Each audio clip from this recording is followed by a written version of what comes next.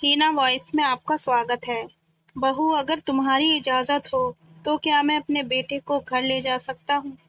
घर में बहुत शांति पसरी हुई थी। अगर पत्ते भी हिलते तो उनकी आहट तक सुनाई दे रही थी। उससे ज्यादा मौन और खामोशी तो वैदेही जी के मन में थी। घर में दो शख्स मौजूद थे, पर उसके बावजूद दोनों अलग अलग कमरों में थे। अचानक गिलास गिरने की आवाज आई। तब वैदेही जी की तंद्रा टूटी। उठकर रसोई में गई तो देखा पति सोमेश जी जमीन पर गिरे पानी को साफ कर रहे थे। आप रहने दीजिए, मैं साफ कर देती हूँ। पानी पीने आया था, पता नहीं अचानक हाथ से गिलास कैसे गिर गया। अरे रे, कोई बात नहीं, हो जाता है कभी कभी। कहती कहती वैदेही जी सोमेश जी के हाथ से पोंछा लेकर फर्श साफ करने लगी। सोमेश जी को उनकी यह चुप्पी बर्दाश्त नहीं हो रही थी, इसलिए वो बोले, चलो पड़ोस के मंदिर में संध्या आरती करके आते हैं। मेरा मन नहीं है जी, आप जाना है तो आप जाइए। आखिर कब तक बेटे का इंतजार करती रहोगी? 4-5 दिन बाद आ जाएगा ना? हाँ, पता है कैसे आएगा। वैदेही जी ने तंज कसते हुए कहा। अब छोड़ो भी, क्यों उम्मीद करके बैठी हो? बेवजह जितना ज्यादा उम्मीद करोगी उतना ही तुम परेशान होगी। मैं भी तो माँ हूँ। कहते कहते वैदेही जी फूट फूट कर रोने लगी।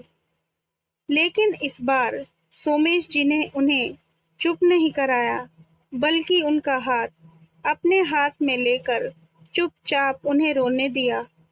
जब से वंश की शादी हुई है तब से ये हर बार का सिलसिला हो चुका है। वंश सोमेश जी और वैदेही जी का इकलौता बेटा था। शादी के पूरे 7 साल बाद उसका जन्म हुआ था, इसलिए लाडला भी था। उसकी शिक्षा दीक्षा पर माता पिता ने बहुत अच्छे से ध्यान दिया था। पढ़ा लिखा कर उसे इंजीनियर बनाया। आज एक मल्टीनेशनल कंपनी में बड़े ओहदे पर कार्यरत है। वंश अच्छी तरह से सेटल हो चुका था, इसलिए 2 साल पहले काफी सोच समझकर उसकी शादी रोमा से करा दी गई। काफी अरमान थे कि बहू घर आएगी तो थोड़े दिन ही सही घर में रौनक तो होगी। उसके बाद तो वैसे भी उसे वंश के साथ उसके जॉब प्लेस बेंगलुरु ही जाना था, पर अरमान सब धराशायी हो गए। शादी के बाद कुछ दिन तो घूमने फिरने में ही निकल गए और हनीमून से आने के बाद वो अपने मायके जाकर बैठ गई, यह कहकर कि मुझे मेरी मम्मी की याद आ रही है। हाँ, जिस दिन वंश को बेंगलुरु रवाना होना था उससे एक दिन पहले रोमा ससुराल आई थी, वो भी अपना सामान पैक करने के लिए। तब भी उसने वैदेही जी से ढंग से बात नहीं की, पर सबको यही लगा कि वो अभी नई नई है, घर का माहौल भी नया है, इसलिए वो घुल मिल नहीं पा रही। पर यह गलतफहमी भी सोमेश जी और वैदेही जी की दूर हो गई, क्योंकि रोमा जब भी आती सीधे मायके ही आकर रुकती थी और जिस दिन रवाना होना होता था उसके 3-4 घंटे पहले ससुराल आकर मिल लेती थी। पहले तो फिर भी वंश रोमा को मायके छोड़कर सोमेश जी और वैदेही जी के पास आ जाता था, लेकिन पिछले 4 बार से वंश वैदेही के साथ उसके मायके ही रुकता था। जब सोमेश जी ने वंश से कहा कि बेटा कुछ दिन अपनी माँ के पास भी रुक जाया करो, तो वंश ने मायूस होकर कहा, रुकना तो चाहता हूँ पापा, पर क्या करूँ, रोमा को पसंद नहीं है। वो कहती है कि मैं बेटी हूँ, इसलिए मुझे मायके जाने की इजाज़त लेनी पड़ती है। तुम्हारा अच्छा है, जब देखो अपनी मम्मी के पास जाकर रुक जाते हो। कभी मेरे माता पिता के पास भी रुको तो उनका मन खुश हो जाए। अब बताओ पापा, मैं क्या करूं? पर बेटा, हमने उसे कभी रोका कहाँ है, और वैसे भी वो हमारे पास रुकी कब है? सही कहा पापा, लेकिन क्या करें, 1-2 दिन पहले भी आने की कोशिश करता हूँ तो मुंह फुलाकर बैठ जाती है। कुछ कहो तो वो फिर लड़ने झगड़ने लग जाती है। और फिर मैं घर की शांति के लिए चुप रह जाता हूँ। और इस बार भी यही हुआ।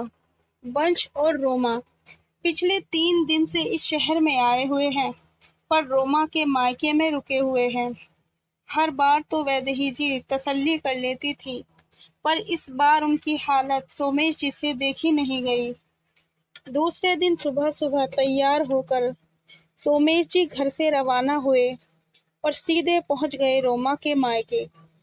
इतनी सुबह उन्हें घर आया देखकर सब लोग हैरान रह गए। तभी रोमा के पापा ने कहा, अरे समधी जी, आज इतनी सुबह सुबह? आइए बैठिए। आज सुबह सुबह कैसे आना हुआ? समधी जी, बस आपसे इजाजत लेने आया था। सोमेश जी ने भी अपने हाथ जोड़ते हुए कहा। उनकी बात सुनकर सब हैरान रह गए और एक दूसरे की शक्ल देखने लगे। हम समझे नहीं समधी जी, आप कहना क्या चाहते हैं? रोमा के पापा अभी भी हैरान परेशान थे। वो क्या है ना समधी जी, पहले जब बेटियां शादी होकर ससुराल जाती थी तो उसके मायके वाले उसे लेने आते थे और यूं ही उसके ससुराल वालों से इजाजत मांगते थे। देखिए समधी जी, हमें पता है कि जमाना बदल गया है, तो हमें कोई एतराज नहीं। हम भी अपने बेटे को ले जाने के लिए आपसे इजाजत मांगने आए हैं। उसकी माँ भी पूरा साल उसका इंतजार करती है, पर क्या करे, मेरा बेटा तो कुछ बोल नहीं पाता। इसलिए आप और रोमा कहें तो क्या मैं अपने बेटे को घर ले जा सकता हूँ? अरे समधी जी, आप ऐसा क्यों कह रहे हैं?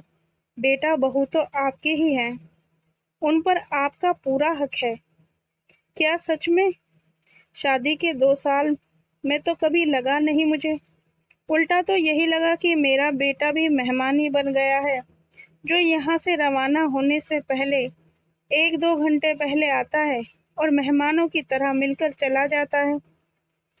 तब आखिर रोमा के पापा ने अपनी पत्नी और अपनी बेटी रोमा की तरफ देखा।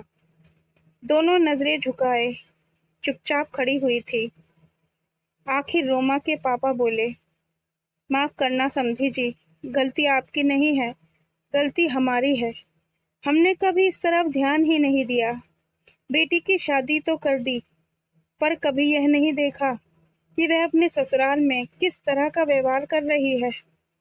फिर रोमा से मुखातिब होकर बोले, रोमा, जाओ अपना सामान पैक करो। तुम आज ही अपने ससुराल जा रही हो, और याद रखना, जैसे तुम्हारे मम्मी पापा तुमसे मिलने के लिए इंतजार करते हैं, वैसे ही तुम्हारे पति के मम्मी पापा भी उनसे मिलने के लिए इंतजार करते हैं। अगर यहाँ मिलने आती हो तो कम से कम दोनों जगह पर बैलेंस बनाकर चलो, और मेहमानों की तरह ही ससुराल जाना है तो माफ करना, आज के बाद मायके में तुम्हारा स्वागत भी मेहमानों की तरह ही होगा। याद रखना, कोई शिकायत का मौका ना मिले। अपने पापा के कड़े रुख को देखकर रोमा की ज्यादा कुछ बोलने की हिम्मत नहीं हुई। उसने अंदर जाकर अपना और वंश का सामान पैक किया और सोमेश जी के साथ ससुराल रवाना हो गई। इधर घर की डोरबेल बजी तो वैदेही जी ने जाकर दरवाजा खोला। सामने बेटे बहू को खड़ा देखकर वो खुश हो गई। अरे तुम लोग आज ही जा रहे हो क्या? वैदेही जी का सवाल सुनकर बेटा बहू झेप गए, पर फिर वंश माँ को गले लगाते हुए बोला, नहीं माँ, इस बार हम कुछ दिन आपके पास भी रुक कर जाएंगे। वहाँ आपके बिना मन नहीं लगता था। सच में? रुको रुको, मैं अभी आई। वैदेही जी फटाफट भागती हुई पूजा घर में गई और पूजा की थाली लगाकर ले आई और बेटे बहू की आरती उतारकर उन्हें घर में लिया। थोड़ी देर बाद सोमेश जी भी घर में आए और वैदेही जी को खुशी को देखकर खुश हो गए।